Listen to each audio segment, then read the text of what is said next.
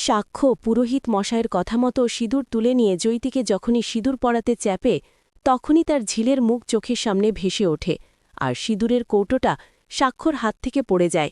আর তখনই সাক্ষ্য বলে, আমি এই বিয়েটা করতে পারব না। এই বলে সে তার গলার মালা ছিঁড়ে মণ্ডপ থেকে চলে আসে। বিস্তারিত জানতে ভিডিওটি লাইক করে শেষ পর্যন্ত দেখতে থাকুন। সাক্ষ্যর বাড়ির লোকজন অনেক ভেবে চিন্তেই চৈতির সাথে সাক্ষ্যর বিয়েটা ঠিক করে। তাদের মতে ঝিলের অধ্যায় শেষ, এখন নতুন করে জীবন শুরু করারই সবথেকে ভালো। সবাই ধরে নেয় সময়ের সঙ্গে সবকিছু ঠিক হয়ে যাবে। বিয়ের দিন চলে আসে। মণ্ডপে সাক্ষ্য আর চৈতি পাশাপাশি বসে আছে। পুরোহিত মশাই মন্ত্র পাঠ করছেন। চারপাশে আত্মীয় স্বজন, সবাই চোখে মুখে একটাই প্রত্যাশা, আজ সবকিছু ঠিক হয়ে যাবে। তখন পুরোহিত মশাই বলেন, এবার বর কনের মাঝে সিঁদুরটা পরাবে। তখন সাক্ষ্যর হাতে সিঁদুরের কৌটোটা তুলে দেওয়া হয়। সে ধীরে ধীরে হাত তোলে চৈতিকে সিঁদুর পরানোর জন্য। ঠিক সেই মুহূর্তেই সাক্ষ্যর বুকের ভেতরটা হঠাৎ করেই ভারী হয়ে আসে। তার চোখের সামনে একের পর এক ভেসে উঠতে থাকে ঝিলের সঙ্গে কাটানো সেই দিনগুলোর কথা। আর সেই মুহূর্তের কথা মনে পড়ে যখন সাক্ষ্য ঝিলকে তার নিজের স্ত্রী বলে পরিচয় করিয়েছিল সবার সামনেই। এই কথাগুলো ভাবতেই সাক্ষ্যর চোখ বেয়ে জল পড়তে থাকে। আর ঠিক তখনই তার হাত থেকে সিঁদুরের কৌটোটা মাটিতে পড়ে যায়। লাল সিঁদুর ছড়িয়ে পড়ে বিয়ের মণ্ডপের মেঝেতে। চারিদিকে হঠাৎই নিস্তব্ধতা নেমে আসে। পুরোহিত মশাই মন্ত্র পড়া থামিয়ে দেয়। সবাই অবাক হয়ে সাক্ষ্যর দিকে তাকিয়ে থাকে। তখন চৈতি বলে ওঠে, কি হলো সাক্ষ্য, দাও না সিঁদুরটা পরিয়ে। কিন্তু সাক্ষ্য আর তখন এগোতে পারে না। সে মাথা নামিয়ে কিছুক্ষণ চুপ করে থাকে। তারপর ধীরে ধীরে মাথা তুলে সবার দিকে তাকিয়ে বলে, না, আমি এই বিয়েটা করতে পারব না। এই কথাটা শুনে এক মুহূর্তের মধ্যেই মণ্ডপে গুঞ্জন শুরু হয়ে যায়। অন্যদিকে তখন দেখা যাচ্ছে ঝিলকে। ঝিল যখন জানতে পেরেছে যে সাক্ষ্য আর ঝিলের বিয়ের দিন ঠিক হয়ে গেছে আর আজকেই তার বিয়ে হচ্ছে, তখন এই কথাটা শুনে ঝিল কান্নায় ভেঙে পড়ে। সে কোনোভাবে এটা মেনে নিতে পারছে না যে সাক্ষ্য চৈতির সাথে বিয়ে করছে। আর কারণ ঝিল তো মনে মনে ওই সাক্ষ্যকে ভালোবেসে ফেলেছে। চৈতির চোখ তখন বড় বড় হয়ে যায়। সে বলে, কি বলছো সাক্ষ্য, তুমি এসব এখন কি বলছো? তখন সাক্ষ্য বলে, আমি নিজেকে মন থেকে বিয়েটা করতে পারছি না। আমি যদি এই বিয়েটা করি তাহলে আমি চৈতিকে ঠকাবো। আমার মন আজও ঝিলের কাছেই আটকে আছে। এই কথা বলে সে নিজের গলার মালা ধরে এক টানেই মালাটা ছিঁড়ে ফেলে। মালার দানাগুলো মণ্ডপে ছড়িয়ে পড়ে। সাক্ষ্য আর কিছু না বলেই মণ্ডপ থেকে নেমে আসে। কেউ তাকে আটকাতে পারে না। সে সোজা বেরিয়ে আসে। এদিকে তখন সাক্ষর চলে যাওয়া দেখে চৈতি কান্নায় ভেঙে পড়ে এবং সে মনে মনে ওই ঝিলের ওপর প্রচণ্ড রেগে যায় এবং সে বলে, ওই ঝিলকে আমি কোনোভাবে বাঁচতে দেব না। ওই ঝিলের জন্যই আমার এই পরিণত হল। সাক্ষ্য আমার থেকে দূরে চলে গেল। আমার সাথে বিয়ে করতে মানা করল ওই ঝিল। ওই ঝিল সবকিছুর পেছনে আছে। ওই ঝিলকে আমি শেষ করে ফেলব।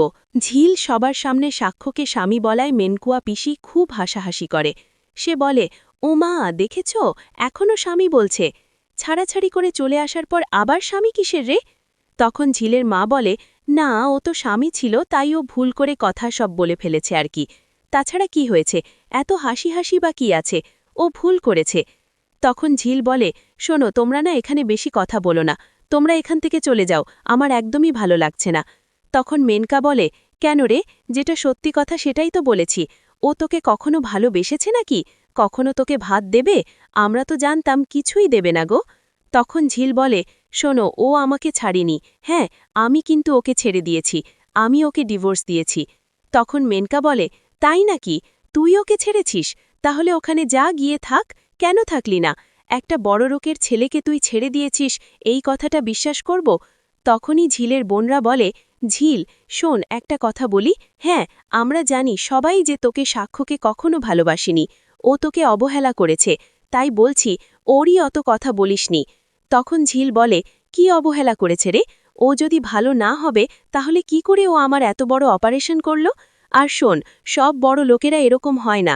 আর তার মধ্যে কিছু বড় লোকেরা কিন্তু ভালোও হতে পারে, এটা মাথায় রেখে দিস। তখন ঝিলের বন্ধুরা আরও বলে, শোন ঝিল, তুই এখন কি বলছিস না বলছিস কিছু আমি বুঝতে পারছি না। তখন ঝিলের মা বলে, তোরা একটু বাড়ি যা রে, প্লিজ। ও চাইছে না এখন তোদের সঙ্গে কথা বলতে। তাহলে তোরা এখান থেকে চলে যা। তখন ঝিলের বান্ধবীরা বলে, শুনছি, আমরা তো তোরই কথা বলছি নাকি? তাহলে তুই আমাদের সঙ্গে কেন এরকম ব্যবহার করছিস? তোর তো সব বিপদ আর আমরা পাশেই থেকেছি তোর, আর এটার জন্য অনেক বড় বিপদ নাকি? তখন ঝিল বলে, না, এটা আমার কোনো বড় বিপদ না। অন্যদিকে দেখা যায় যে চৈতি বলছে ওর মাসিমণিকে যে আচ্ছা আমি কি করে যেতে পারি, তোমরাই বলো তো, আমি কি হ্যাংলা? ওর সঙ্গে গেলে ভাববে যে আমি যাচ্ছি ওর সঙ্গে, ও তো চায় না আমি ওর সঙ্গে যাই, তাই আমি যাইনি। তখন স্বাক্ষর মা বলে, শোনো চৈতি, একটা কথা বলি, যার সঙ্গে তুমি সারা জীবন থাকবে, যাকে তুমি ছাড়া থাকতে পারবে না, তাহলে কিন্তু তার সাথে জেলে ভালো হয় না? তখন তার মেজ কাকিমণি বলে, হ্যাঁ, এটা কিন্তু ঠিক কথা, ওকে তুমি অধিকার দেখাবে, অধিকার বোধ থেকেই তুমি ওর সঙ্গে যেতে চাইবে না কেন? তুমি যাবে না? আর তাছাড়া তোমার তো ও খুব ভালো বন্ধু ছিল আগের, নাই তাই নাকি? সেখান থেকে তুমি তো যেতে পারো।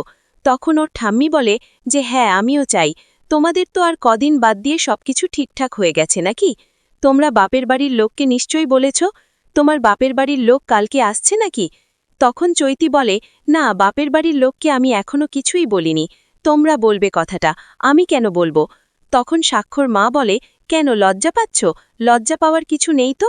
তখন চৈতি বলে, সেরকম কিছু না, বলো তো, আমার তো আগে কখনো ডিভোর্স বা বিয়ে হয়নি, তাই সেক্ষেত্রে বলছিলাম কথাটা। তা বাদ দাও, ছেড়ে দাও, এখন আমি সাক্ষ্যকে যখন পছন্দ করেছি, বিয়ে করে নেব এটা ঠিক, কিন্তু আমি যখন দেখি যে ঝিলের সামনে সাক্ষ্য থাকে, তখন আমাকে মরিয়া হয়ে উঠতে হয় যে আমি কিভাবে অপমান করা যায়। যদি তখন বলে, মনে হয় আমার সঙ্গে ওখানে কখনো সম্পর্কই ছিল না, এমন হাবভাব করে আমাকে ছোট বড় করে কথা বলে। ও তো জানে যে ওর সঙ্গে আমার অনেক বছরের সম্পর্ক আছে, অনেক দিন ওর সঙ্গে আমার পরিচয় আছে, তারপরও আমাকে এভাবে কেন ছোট করে? অন্যদিকে তখন দেখা যায় যে ঝিল তখন বলে, শোন, একটা কথা বলি, ও আমাকে ছেড়ে দিয়েছে, আর আমার একটা বড় বিপদ হতে পারে না? এটা কি বলতো? এটা আমি মুক্তি পেয়েছি ওর থেকে। ঝিল বলে, আমি তো বলেছিলাম প্রথম দিন থেকে যে আমি এই বিয়েটা মানি না, আমি ওকে ডিভোর্স দিয়েই ছাড়ব, তাই আমি ডিভোর্সটা দিয়ে দিয়েছি। তখন কথা শুনে মেনকা বলে, তাই নাকি?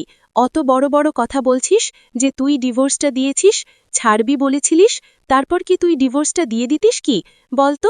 না, দিসনি, ও ডিভোর্সটা দিয়ে দিয়েছে, ও তোকে ভালোবাসে না, তাই তুই ওকে ডিভোর্সটা দিতে বাধ্য হলি। তখন ঝিল মেনকাকে বলে, ওমা, শোনো মেনকা পিসি, তুমি কিন্তু বেশি কথা বলছো, তুমি বেশি কথা বলো না, আমার কিন্তু এখন ভালো লাগছে না। তখন মেনকা বলে, আচ্ছা ঝিল, আমরা ভেবেছিলাম তুই অনেক কিছু নিয়েই ওকে তোর বশে আনবি, কিন্তু তারপরেও তো আনতে পারলি না। তখন ঝিলের মা বলে, কেন গো, সবাইকে নিজের মতো ভাবো নাকি? আর তখন মেনকা চিৎকার করে ওঠে। তখন ঝিলের মা বলে, চিৎকার করো না, আমাদের বাড়িতে এসে আমাদের দিকে চিৎকার করছো, এখান থেকে বেরিয়ে যাও। তখন সেখান থেকেও চলে যায়, মানে মেনকা চলে যায়। এদিকে ঝিল সবার কাছে হাত জোর করে বলে, শোন তোরা, আমার এত উপকার করিস না, আমার আর ভালো লাগছে না, আমাকে একটু একা থাকতে দে। হ্যাঁ, তোরা এখান থেকে সবাই চলে যা। আর একটা কথা বলে দিয়েছি, যদি ওই ডাক্তারের ওপর কোনো ক্ষতি হয়েছে, তাহলে আমার থেকে খারাপ কেউ হবে না। এদিকে তখন স্বাক্ষর মাকে দেখা যাচ্ছে। স্বাক্ষর মা বলছে, বিয়েটা তো হয়েই যাবে এবার খুব তাড়াতাড়ি, আর আমি বিয়েটা দিতে তো চাই, আর তোমার মা বাবার সঙ্গে দেখাও করতে চাই। তখন চৈতি বলে, হ্যাঁ, দেখা তো করতে চাও, দেখা করো, ওদেরকে বলে আসো, আমি তো ওদের সঙ্গে কথাবার্তা বলিনি, আমি কারো বলার প্রয়োজন মনে করিনি, তাই তোমরা তো আছো, বলবে এসব।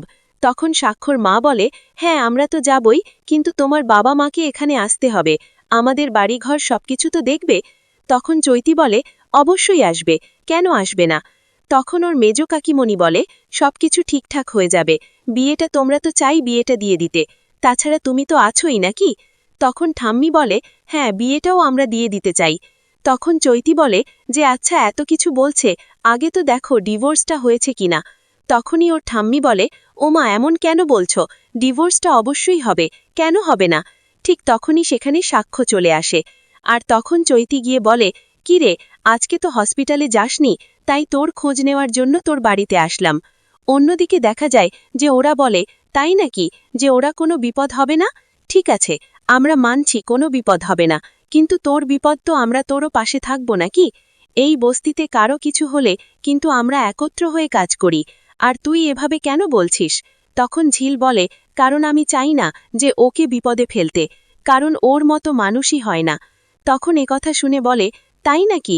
তুই ভুলে যাচ্ছিস, ওর মতো যদি মানুষ না হয়, তাহলে তোকে এখানে কেন রেখে গেল? তখন ওর বন্ধু বলে, কারণ ঝিল, ওকে আমার কিছু বলার ছিল, কিন্তু এখন বলবো না, পরে বলবো। তখন ঝিল বলে, কেন বলবি না, এখনই বল, এখনই আমি শুনতে চাই। তখন ওর বন্ধুরা বলে, তোমরা এখানে কি করছো, তোমরা এখান থেকে চলে যাও তো, যে যার নিজের বাড়ি চলে যাও। তখন সবাই সেখান থেকে চলে গেলে তখন ওর বন্ধু বলে, শোন ঝিল, হ্যাঁ তুই যে বিপদে আছিস, কষ্টে আছিস, সেটা কিন্তু খুব ভালোভাবেই বুঝতে পারছি, আমাদের অন্তত বুঝাস না গো। তখন ঝিল বলে, ঠিক আছে, এবার কি বলতে চাচ্ছিলি, তোরা তো কিছু বলবি বলছিলি, তাহলে বল এবার। তখন ঝিলের বন্ধু বলে, হ্যাঁ বলতে চাইছিলাম যে তুই সাক্ষ্যকে ভালোবেসে ফেলেছিস। তখন ঝিল চিৎকার করে বলে ওঠে, না আমি কখনো ভালোবাসিনি, আমি কাউকে কখনো ভালোবাসতে পারি না। তখন ওর বন্ধুরা বলে, শোন, একসাথে আমরা বড় হয়েছি, আমাকে থেকে তুই চেনাবি তুই কেরকম আর কেরকম না, তা আমি জানি, তুই ওকে ভালোবেসেছিস,